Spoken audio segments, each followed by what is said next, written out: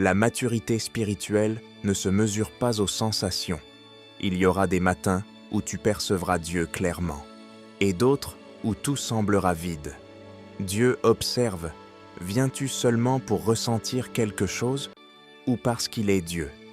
La vraie foi se révèle quand tu réponds sans retour immédiat.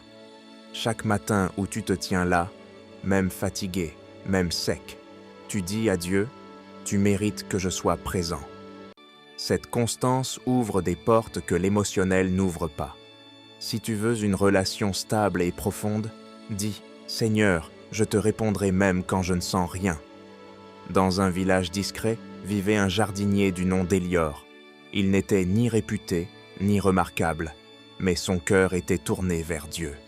Chaque matin, avant l'aube, il sortait de sa maison de pierre, se lavait les mains et marchait vers son jardin. Là, dans le silence encore frais, il murmurait des prières pour les siens, pour ses terres, pour la saison. Il ne cherchait rien d'extraordinaire, il se rendait simplement disponible. On se moquait parfois de lui. Certains disaient qu'il perdait son temps à parler dans la nuit. Eux n'agissaient que sous le soleil, quand tout le monde pouvait les voir. Mais Élior, lui, semait dans la rosée. Puis une grande sécheresse frappa la région. Les champs moururent, les arbres se fanèrent. Mais un seul jardin demeura vert, celui d'Élior. On lui demanda son secret. Il répondit « Ce que vous voyez est le fruit de ce que vous ne voyez pas. » Beaucoup rirent pas, mais quelques-uns comprirent et commencèrent à se lever tôt, eux aussi. Avec le temps, leurs jardins refleurirent.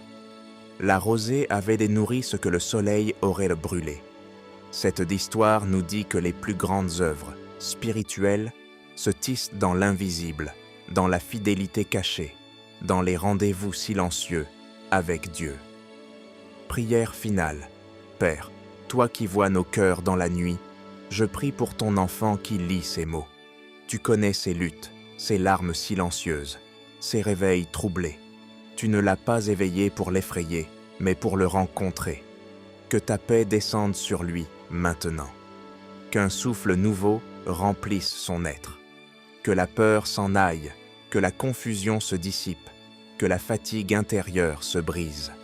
Visite son foyer, protège les siens, fortifie son couple ou prépare pour lui la personne qui marchera à ses côtés. Délivre-le des habitudes qui l'enchaînent et des pensées qui tournent en boucle. Relève sa foi, éclaire sa direction, ranime ses dons. Donne-lui une clarté nouvelle quant à son appel. Pose ta main sur son corps, que la santé revienne, que la fatigue recule, que chaque cellule soit restaurée. Toi seul connais ces combats invisibles.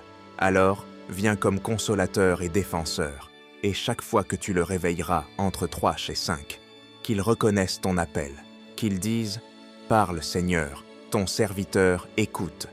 Remplis-le d'une joie solide, d'une paix durable, d'une force nouvelle. Au nom de Jésus. Amen.